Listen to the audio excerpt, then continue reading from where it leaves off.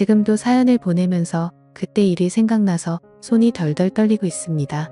그리고 제가 전생에 무슨 죄를 지었나? 그래서 이렇게 마음의 벌을 받는 건가 고민하고 눈물을 흘리며 찢어질 것 같은 가슴을 부여잡으며 이 사연을 보냅니다. 저는 시골로 귀향했었던 50대 남자입니다. 저와 아내는 전부 다 도시 출신의 직장까지 도시에서 살아온 말 그대로 도시촌 사람이었습니다. 저 같은 경우에는 할아버지 댁이 시골이어서 어릴 적에는 논밭에서 놀기는 했었지만 즐거운 추억은 그때뿐이었고요. 아내의 경우에는 논밭이 있는 시골을 가본 적이 없는 전형적인 도시 여자였죠.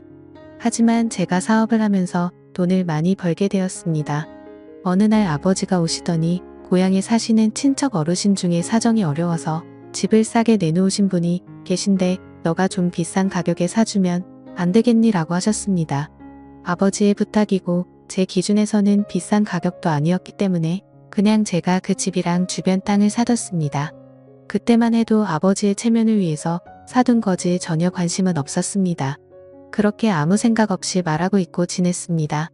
근데 50대 넘어서니까 자식은 지 혼자 큰 줄 아는지 반항이나 하고 게다가 제가 하는 사업이 지금은 휘청거리면서 경제적으로 힘들어지더군요.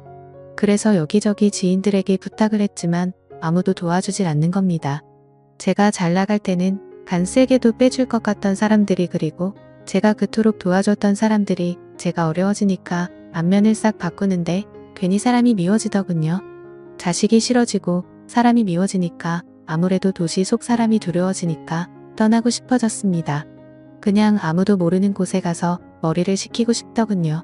그래서 아내에게 어디 한적한 시골 마을에 가서 살고 싶다고 했더니 아내가 옛날에 지방에 사둔 땅이랑 집이랑 있잖아요. 거기서 있으면 어때요? 이러는 겁니다. 사업을 하느라 전혀 신경도 안 썼는데 아내의 말에 그제야 떠올라서 바로 시골로 내려왔죠. 여전히 시골은 시골이더군요. 하지만 오히려 그게 마음에 쏙 들었습니다. 그래 아무도 모르는 동네에 가서 마음 정리 좀 하고 살자는 생각이었습니다. 그래서 저 혼자 일단 시골에 내려왔죠. 아내나 아이는 일단 서울에서 살고 있었고요. 제가 와서 시골집을 좀 정비하고 있으니까 동네 어르신들이 오셔서 이것저것 묻더군요. 그래서 친절하게 설명을 했습니다. 그랬더니 어르신들은 여기 청년회랑 마을 발전회가 있는데 언제 한번 들러봐라고 하더군요. 아무래도 시골 정서를 조금 알기 때문에 저는 동네 어르신들이랑 청년회 분들에게 극진이 되었죠. 말이 청년회라고 연세들이 저보다 적게는 10년 많게는 20년 가까이 더 많은 분들이었으니까요. 나름 대접을 꾸준히 하고 동네 봉사활동에 어느 정도 참여했더니 동네 어르신들이랑 청년회 형님들도 저를 마을 사람으로 인정해 주시더군요. 그리고 친해진 뒤에 술자리에서 이런저런 이야기를 하면서 보니까 청년회 형님들 중에는 햇볕에 그을리고 옷을 후줄근하게 입어서 늙어 보이는 것뿐이지 몸이 저보다 다 건장하고 근육이 넘치는 분들이 많으셔서 놀랐습니다. 그래서 제가 역시 도시 사람들보다 농촌에 계시는 분들이 건강하다니까요 하면서 감탄을 하기도 했어요. 그 이후로는 일사천리였습니다. 마을 사람으로 받아주니까 저를 도와서 마당을 꾸며주는 형님도 계셨고 전기부터 전화까지 아름답게 소개를 시켜주셔서 생활에 불편함 없이 해주는 형님도 계셨습니다. 아무래도 평생을 보고 지내온 분들끼리 살아온 촌이라서 그런지 외지인에 대한 거부감은 크지만 한번 자기 사람이라는 생각을 하시면 적극적으로 도와주시더라고요. 그렇게 어느 정도 마음을 터놓으니까 일자리도 알아봐 주셨습니다. 특히 제가 사업을 한창 할 때 그나마 시간 내서 즐겼던 일이 낚시였는데 주변의 낚시터에서 일하라고 자리까지 알아봐 주셨습니다. 솔직히 제가 일을 할 만큼 돈이 쪼들릴 정도는 아니었습니다. 모아둔 돈도 어느 정도 있었고 사람이 싫어서 내려온 거지 일을 하려고 귀농을 했던 건 아니었으니까요. 하지만 형님들은 사람이 놀면 안 된다면서 일자리도 알아봐 주시고 저 혼자 있다면서 반찬이랑 식사도 매번 주시는 겁니다. 그때는 역시 진심은 통하는구나 생각했죠. 그 후에 아내랑 아들도 가끔 시골로 내려와서 시간을 보냈고 저는 있는 돈 없는 돈 끌어모아서 낚시터를 인수해버렸습니다. 개벌은 남 못 준다고 사업하는 버릇이 남아서인지 이리저리 홍보도 하고 낚시터 관리를 열심히 했더니 나름 인기 있는 낚시터가 되더군요. 이젠 일도 익숙해지고 마을 사람들과 호용호재하면서 친해지니까 아내를 시골로 불러도 될 것 같았습니다. 아이도 대학에 들어갔고 어차피 떨어져 지는 시간도 꽤 됐고 이만하면 전원 생활을 누리면서 지친 몸과 마음을 치료하면 되겠다라는 생각이었습니다. 그 말에 아내도 흔쾌히 응해줬어요. 그래서 아내는 대학 기숙사에 들어간 아이를 두고 서울에 있는 걸 모두 정리한 채 시골로 내려와 저와 함께 전원 생활을 시작했습니다. 처음에는 아내가 굉장히 즐거워하더군요. 낚시터에서 같이 일도 하고 가끔 드라이브도 가고 텃밭도 가꾸면서 지냈습니다.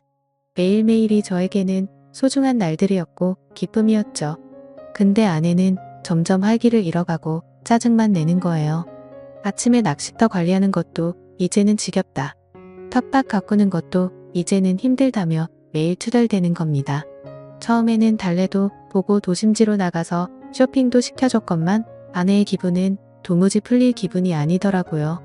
아무래도 도시에서 자라서 도시에서 50년 가까이 살았으니 충분히 이해는 됐지만 이제는 늙어 죽을 때까지 흙냄새 맡으며 살아야 하는데 자꾸 우울해하니까 답답하더라고요. 그래서 하루는 아내에게 당신 뭐가 불만이야? 서울로 다시 가고 싶어 하고 물으니까 그건 또 아니랍니다. 그래서 다시 아내에게 이젠 여기가 제2의 고향이야. 난 다시 서울로 가고 싶어도 갈 수 없어. 불편한 건 좀 있겠지만 조금만 참자 제발 이렇게 통사정을 했죠. 아내도 그러겠다고 대답은 하더군요. 너무 힘들어서 주변 어르신들과 청년 형님들에게 이야기를 했더니 그런 일들이 예전부터 쑥도록 했다면서 특히 청년 형님 중 한 분은 우리가 너무 무신경했네. 재수씨가 좀 쑥스러워하길래 일부러 동네 적응하라는 뜻으로 말도 안 걸고 그랬는데 이참에 마을 잔치라도 한번 열어줘야겠어. 이러는 겁니다. 저는 괜찮다고 극구사양했는데도 시골 인심이란 게 아무래도 통이 크다 보니까 정말 마을 잔치가 돼버렸습니다. 돼지 한 마리 잡는 수준까지는 아니지만 그래도 고기도 좀 삶고 반찬도 준비하고 동네 어르신들이랑 형님들 그리고 여러 아주머니들이 제 아내만을 위해서 전부 나서서 잔치 같은 환영식을 열어줬죠. 처음에는 쑥스러웠던 아내도 그날은 굉장히 즐거워 보였어요.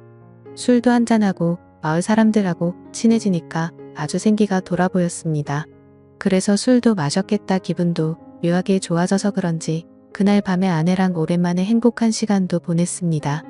이제부터 모든 게 잘 풀릴 거라 생각했습니다.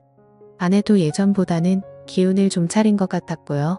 그래서 낚시도 일을 마치고 와보면 아내는 동네 청년 형님들과 마을 일을 돕고 있거나 아니면 집 앞 텃밭을 가꾸고 요즘은 인터넷으로 정원 가꾸기 이런 걸 보면서 공부도 하더라고요. 그 모습을 보면서 흐뭇했죠. 하지만 아내의 비밀을 알게 된 건 몇 달이 지나고 나서부터입니다. 아무래도 새벽에 나가는 일이 많다 보니까 저녁에 일찍 잠을 자는 편이었는데 그날따라 잠을 굉장히 일찍 깼어요. 대충 새벽 1시쯤 된 것 같더군요. 목이 말라서 물을 마시고 방으로 들어와 보니까 아내가 없는 겁니다. 가끔 제 코 고는 소리가 싫다면서 딴 방에 가서 혼자 자는 경우가 종종 있어서 별로 신경 안 쓰고 다시 잠을 자려고 했습니다. 근데 뭔가 거실 쪽에서 누가 왔다 갔다 하는 소리가 들리는 거예요. 살금살금 걸어가는데 옷감이 서로 삭삭 스치는 소리였습니다. 워낙 시골이라 조용하고 한번 신경 쓰이니까 그런 발소리에 옷감 스치는 소리까지 들리는 겁니다. 아내가 왜 저러나? 라는 생각에 잠 안 자고 살금살금 고양이 걸음을 왜 하는 거야? 하면서 나가봤더니 아내가 현관문 앞에 서 있는 겁니다. 깜짝 놀라서 거기서 뭐해? 그랬죠. 그랬더니 잠이 안 와서 잠깐 나갔다 왔다는 겁니다. 처음에는 그런가 보다 했죠. 근데 몸에 풀이 좀 묻어 있는 겁니다. 아니 어디까지 나갔다 왔길래 몸에 풀이 묻어 있어? 라고 하니까 아내는 깜짝 놀라면서 요 앞에 갔다 오는데 좀 묻었나 보네? 이러는 겁니다. 그래서 농담으로 모르는 사람이 보면 어디 논밭에서 뒹군 사람으로 보여? 라고 했더니 아내는 눈에 쌍심지를 켜고 아니 무슨 말을 그렇게 해? 내가 새벽에 나가서 어떤 놈하고 뒹굴다가 왔다는 거야? 이러는 겁니다. 반응이 너무 거세서 좀 놀랐죠. 아니 농담으로 그런 거지 누가 진짜 그렇다고 믿겠어? 그 말에 아내는 상당히 기분이 나쁘다는 투로 당신 나한테 그런 말 하지마. 엄청 기분 나빠 이러면서 다른 방으로 들어가서 잠을 자더군요. 그때만 해도 거참 별거 아닌 것 같고 엄청 화를 내네 라고 생각했습니다. 그 이후로 그 일은 잊고 지낼 정도로 바쁘게 살았습니다. 낚시터 관리하고 서울에서 지인들의 도움으로 다른 일도 벌이게 되니까 한 달에 며칠은 서울로 올라갔다 내려오기도 하고 귀농을 한 이후로 뭔가 일이 잘 풀려가더군요. 아무래도 몸도 마음도 안정이 돼서 그런가 보다라고 생각했습니다. 그날은 서울에서 회의가 늦게 끝나서 아침 일찍 내려갈까 하다가 그래도 잠은 집에서 자려고 새벽쯤에 시골집에 도착을 했죠. 문을 열고 들어가니까 아내는 자고 있더라고요. 근데 주방에 누군가랑 술을 마신 듯이 어지럽혀져 있고 낌새가 좀 이상한 겁니다.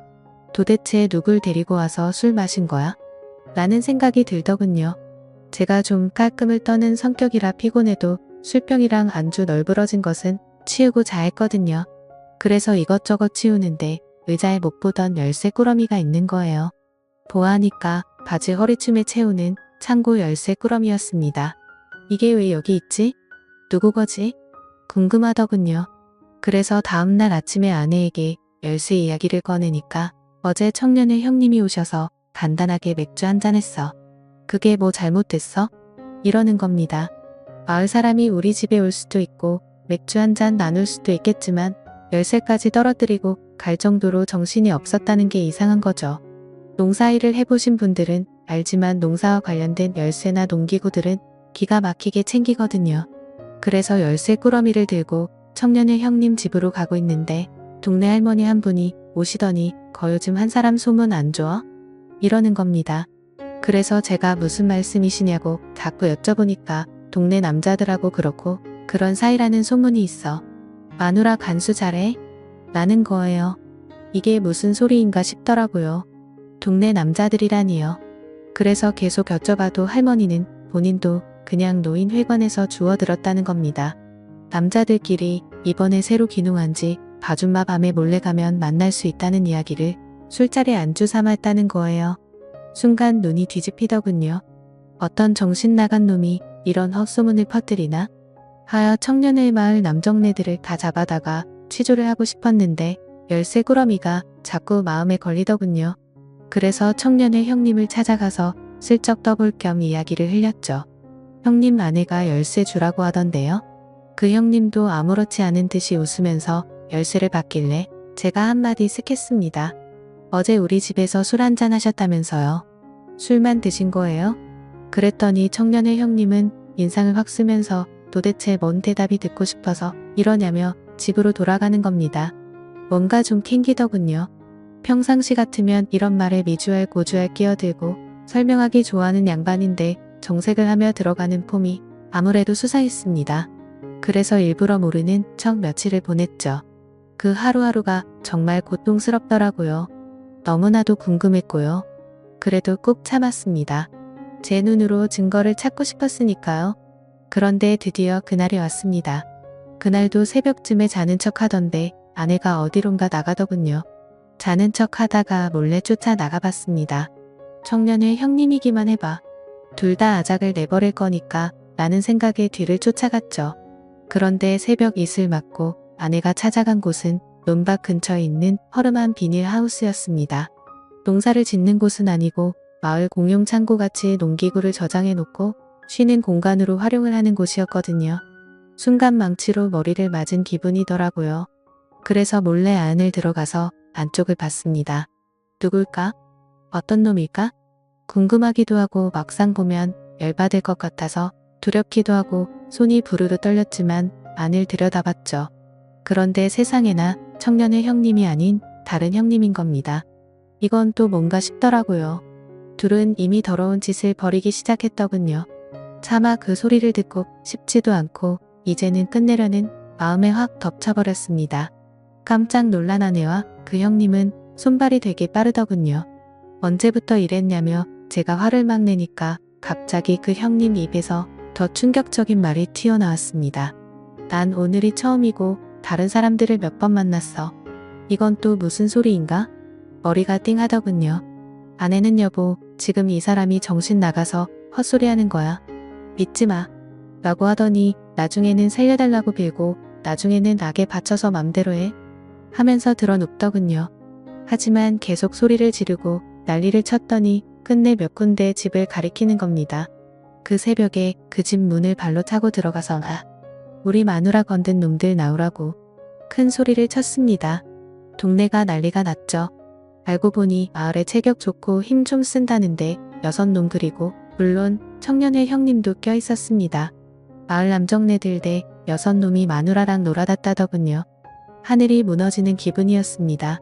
그놈들은 제 아내가 먼저 유혹을 했다면서 핑계만 늘어대고 아내는 아니라고 자기는 그런 적 없다고 싹싹 빌고 아주 난장판이었습니다. 조용히 끝내려고 했지만 도저히 안 되겠더군요. 근데 마을 이장님이 한사코 말리고 제발 경찰에 신고를 안 하면 안 되겠냐며 싹싹 빌더군요. 그리고 마을 사람 모두가 잘못했다면서 합의금은 얼마든지 주겠다며 싹싹 빚는 겁니다. 확인을 해보니 무슨 대가성으로 주고 판 것도 아니고 아내가 자발적으로 나섰던 터라 이걸 어떻게 처벌하기도 애매하더라고요. 이제는 더 이상 더러운 쓰레기들이 사는 동네에 도저히 있고 싶지도 않고 아내를 보고 싶지도 않아서 아내와는 이혼을 했고 정신적 위자료를 청구했습니다. 그리고 마을 청년회 놈이랑 몇몇 사람은 탈탈 털어서 꽤 많은 액수의 돈을 받아냈습니다. 어차피 법으로 제대로 엿먹일 수 없다면 돈이라도 왕창 뜯어낼 생각이었는데 촌사람들이 은근히 돈이 많더군요. 그 돈으로 지금은 서울에서 장사를 하고 있습니다. 정말 잘 먹고 잘 살고 있습니다만 마음 한구석은 정말 쓰리고 아픕니다. 동네 사람들은 지금도 이 일은 비밀로 쉬쉬하고 있다고 하더군요. 정말 파렴치한 아내와 시골 남자들을 생각하면 지금도 피가 거꾸로 솟네요.